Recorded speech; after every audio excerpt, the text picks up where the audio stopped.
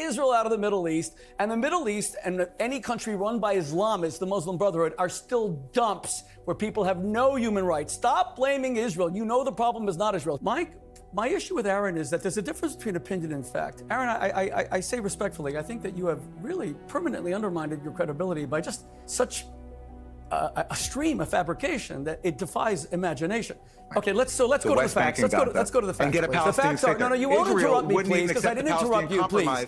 Listen, why don't you finish interrupting me, and when you're finished, then I'll continue. It is quite rich to hear Rabbi Shmuley complain about anybody interrupting. He's pretty much a three-trick pony.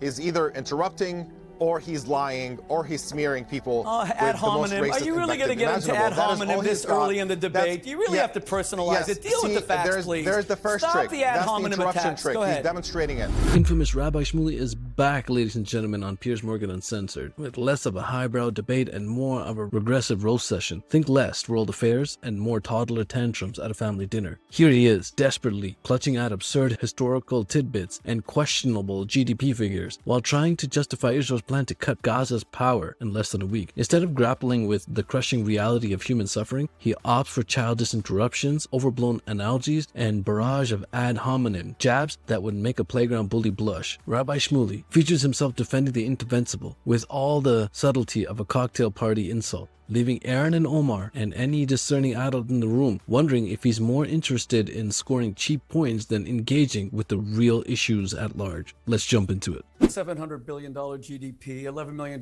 means absolutely nothing. It is an act of charity. And the real question is, why didn't Hamas, who have been in power for 20 years, use quadruple the amount of Marshall aid that Europe used for Britain to rebuild their cities after the Second World War, Germany, to build their own power plants?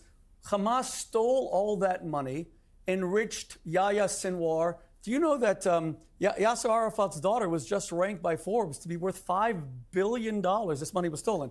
They should have built their own power plants. They shouldn't be dependent on Israel. This is the story of Hamas. And what I would say to my friend Omar is, if you hate Israel so much and you falsely accuse it of genocide, let's imagine for one moment that Trump says to all the Jews of Israel, 6 million, look guys, 75-year experiment of Israel, constant wars, everyone hates you, move to Florida, and Ron DeSantis is pro-Israel. And I grew up in Miami, and all 6 million decide, you know what, let's close Israel, not through any tragic means. Tell me, Omar, what then happens to the people of Gaza? Do they suddenly have liberty and democracy and freedom? No. Women are still killed in honor killings by their cousins, inspired by Hamas if they have a boyfriend. Gays are still castrated and hung in city squares.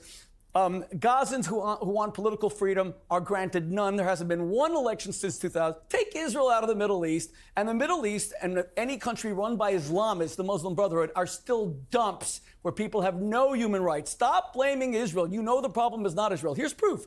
Because the countries in the Middle East, like the Abraham Accords, so we're talking Bahrain, we're talking about the UAE, we're talking Dubai, we're talking Abu Dhabi, they have brilliant economies, and they never complain about Israel, and they hate Hamas. They want to see technology. You are defending the status quo, and you want the Gazans, my innocent Palestinian brothers and sisters, to serve as nothing but bargaining chips, leverage against Israel. Why would you want them to stay in that hovel, in that dump? I have been in Gaza, have you? I was in Gaza before the war. I was there in 2001 with the Reverend Al Sharpton. It was a dump then. Why won't you allow the Gazans to have a plebiscite, to have a referendum? Let them decide where they want to live, if they can live in Jordan or if they can live in Saudi Arabia with a garden. All right, rather than you deciding that they should be bargaining chips against Israel. Let me go to Aaron to respond first. Omar, I'll come back to you, but Aaron, your response to that. There's a lot to respond to. There was an election in Gaza. 2006. The people of yes, and what happened 20 years ago, there was an election for 4 years. Excuse me, and they haven't allowed an election. I didn't interrupt you, Rabbi. I didn't interrupt you. Thank you. There was an election. The people in the West Bank and Gaza voted for Hamas, and how did Israel and the U.S. respond?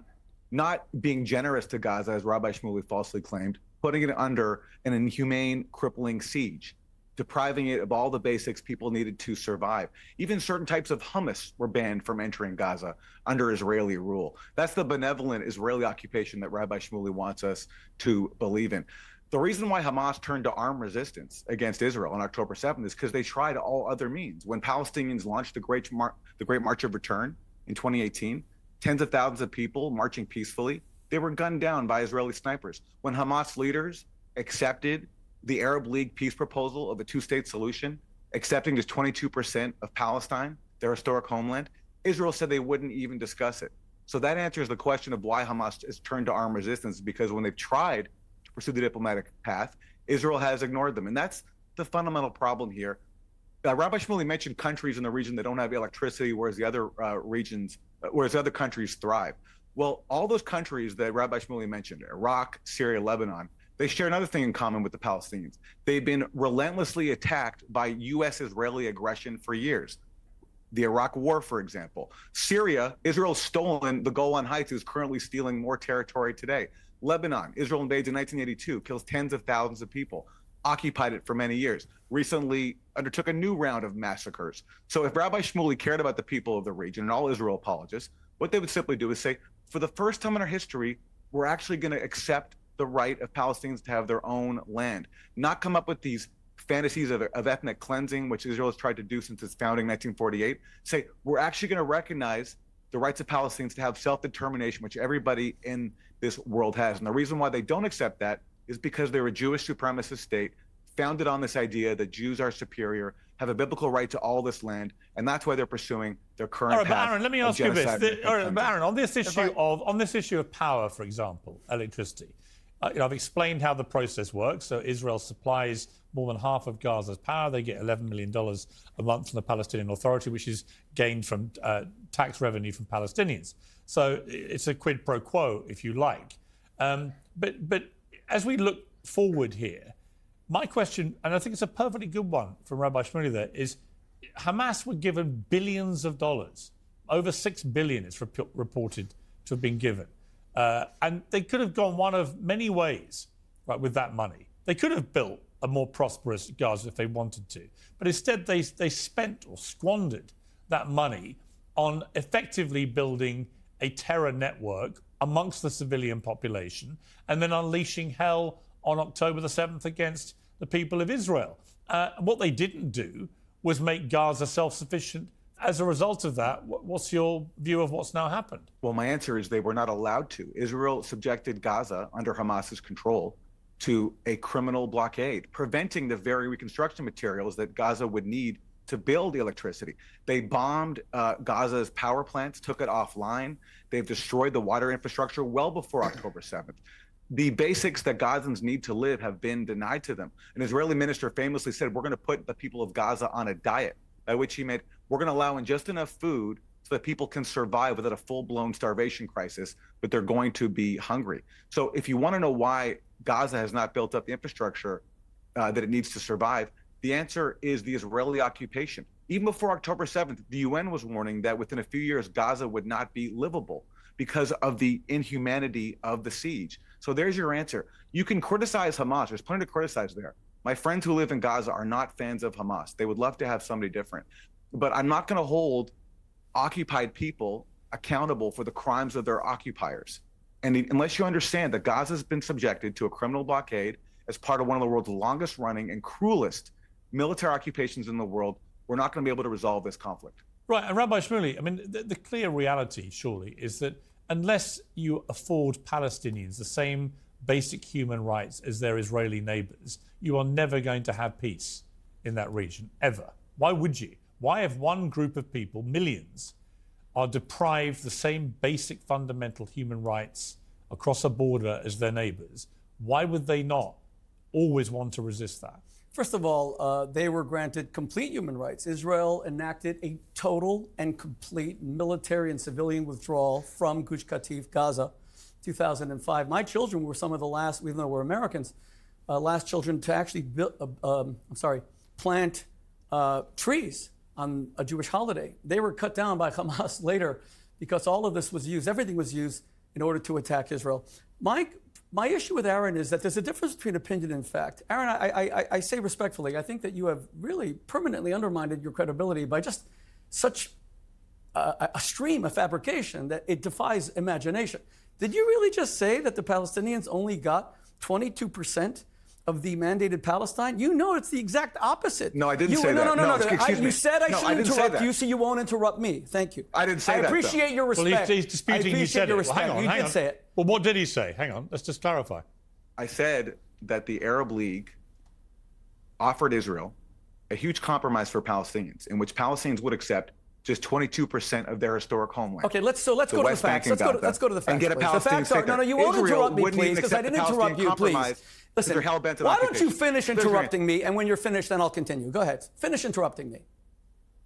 I answered your question. Thank you. So let me continue. Everyone knows that Winston Churchill actually wrote that on a Sunday afternoon, he created the nation of Transjordan. He was the colonial secretary. He cut off 80% of the Balfour Declaration 1917, biblically mandated Palestine, and he gave it to Jordan. It was a reward for people who don't live there, the Hashemites. He brought King Abdullah and his brother King Faisal. Faisal was kicked out of Syria. Then Abdullah was killed in Jordan. Somehow the Hashemites, continue there till this very day. They're not native Jordanians. You and I both know that. They cut off 80% of the Jewish homeland and created Transjordan. That is a fact. Winston Churchill. Now let's go on. Even then, with the 20% left, no, you're interrupting me again because you don't want to hear facts. But you're going to hear these facts, and then when I finish, I want to interrupt you. How about that? Okay, let's have a civil dialogue. 1936, you say that in 1936, the Peel Commission launched by the British was because of Arab violence before there was even a Jewish state. It started with an Arab blockade and a boycott, and then it became full violence. So they sent the Peel Commission, and the Peel Commission divided the country into two, and the Arabs rejected it. Then November 1947, in the Queen's Museum, which I drive by whenever I land in LaGuardia Airport or JFK, that was the UN headquarters. They voted again a partition plan where the Jews got a tiny bit of that 20%. The Arabs rejected it, launched two wars, 1947, 1948. 1956, Israel withdrew completely from the Sinai, which they conquered. 1967, after they conquered everything that we're debating right now, Moshe Dayan, the defense minister, went to the Arabs and said, we want to give it all back. They went to Khartoum and they responded with the three no's. No to recognition, no peace, and no legitimacy. These are all facts. You can destroy your credibility as a scholar if you wish. Finally, Ehud Olmert offered them 96% of the West Bank, and they rejected it. And then Bill Clinton, who we Jews don't really consider a great friend of Israel, wrote in his memoirs that he told Arafat, I am a failure, and you are the reason I'm a failure. We gave you everything. Now, finally, one final point. Well, Piers, when you ask me a very valid question, why should the Palestinians not resist when they're given full rights? There are no soldiers in Gaza. Israel dismantled its own communities. They used their soldiers to break down houses of my wife's cousins. And then Aaron says there was a blockade and they could build anything. How did they build an underground network larger than the London Tube that I just took to get here? If there was a blockade, the London Tube is pretty impressive. Do you know that Hamas used the hundreds of billions of dollars they got not to build one bomb shelter, not one electricity plant, which could have answered Pierce's issue about they used it all to build a terror network for their fighters and then use babies and and you say about Jewish supremacy. I want to state unequivocally with a yarmulke and a beard. I believe as a Jew that God loves every Palestinian child as much as a Jew. And everyone that died is because of Hamas, Hamas. Right. Thank you. Okay, Omar, what do you respond to that? Sure. I mean, first, it is quite rich to hear Rabbi Shmuley complain about anybody interrupting. He's pretty much a three-trick pony.